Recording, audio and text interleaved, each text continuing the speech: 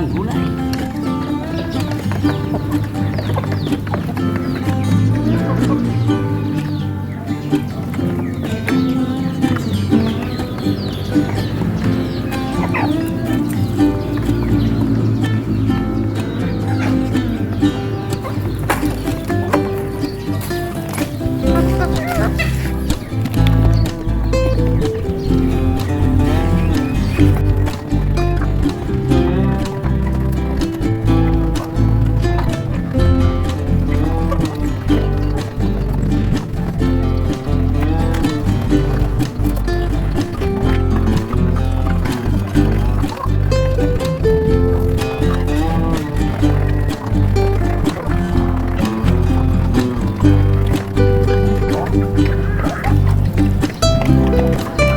Nakakatuwa po silang tignan pagka ganyan na magana silang kumain.